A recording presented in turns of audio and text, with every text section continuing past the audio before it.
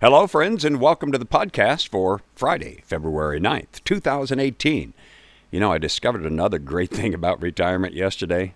Plans don't equal commitments. I planned, and I do plan, to do a podcast every day.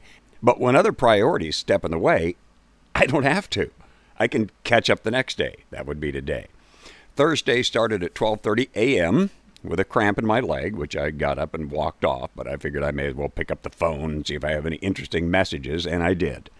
It's an offer I was not anticipating, an offer that follows a common pattern in my life. Even though I've been preparing for the offer, I didn't expect it.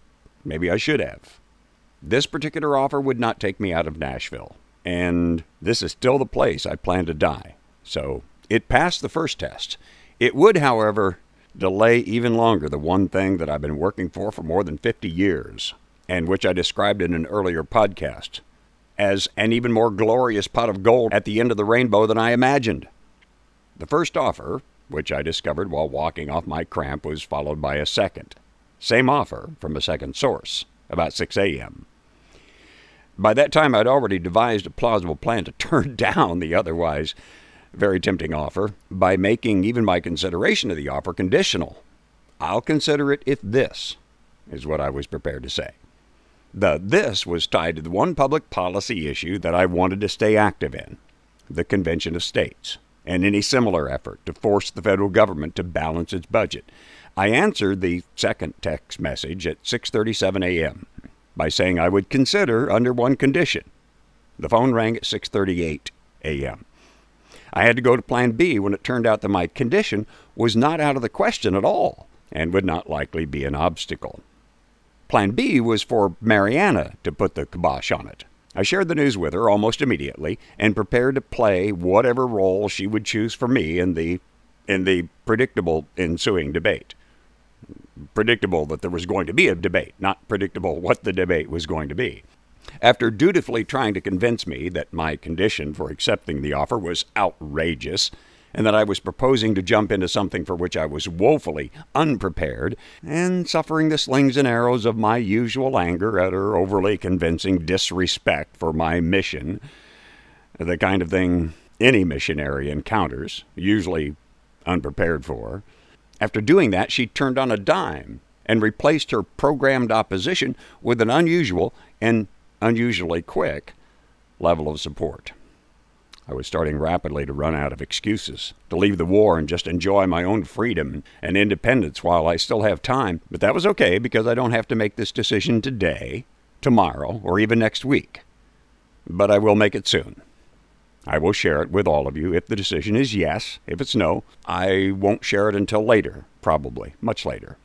But no matter what it is, even in retirement, I won't quit working for the Convention of States' goal, to force the federal government to balance its budget and avoid the most predictable and worst debt crisis our young world has ever seen, and the destruction it will cause to future generations of Americans.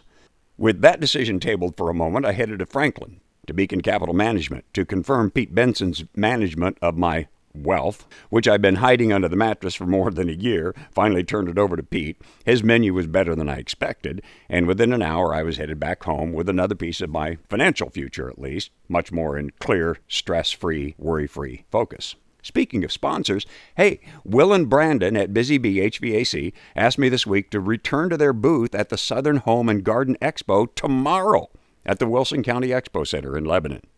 I said yes, naturally. I think I've been there 4 years? 5 maybe? So I'll be there at 10 o'clock tomorrow morning until about noon. And I am bringing this time, first time, some of my Second Amendment is Homeland Security gear. I got to get some of this stuff out of my basement. So while it lasts, I'll give something in my Second Amendment gear bag to each of the first people who donate $5 each to Busy Bee's favorite charity. I don't even know what that's going to be. I'll bring as much stuff as I can tote easily, but I expect it to be gone in probably the first half hour, so show up early if you want some. One more thing, along the same lines. Mariana heard a story this morning about a convenience store clerk who shot a man in the back of the leg while he was running out the door with a case of beer. Could I just say to that clerk, Are you an effing moron, or did you get your concealed carry permit from a Cracker Jack box? Is there a concealed carry instructor out there telling people to shoot thieves running away with a case of beer? Can you not think of a better way to handle that situation than shooting the person in the back for running away with a case of beer? Is there anyone whose loyalty is divided between the Second Amendment and morons who routinely abuse their Second Amendment right, thinking maybe you can't support one without supporting the other? Disabuse yourself of that ridiculous notion. Stretch yourself to believe, to know that Second Amendment rights can be abused too, and call out the abusers to protect the right. It's mainly because of Second Amendment abusers that the Second Amendment right is constantly under assault. And Second Amendment defenders, in order to be effective, must be willing to recognize and separate themselves from Second Amendment abusers. I hope to see you at the Wilson County Expo Center in Lebanon tomorrow at 10 a.m. For now, that's the podcast. Don't forget, when in Nashville, tip the band. I'm Ralph Bristol, at your service.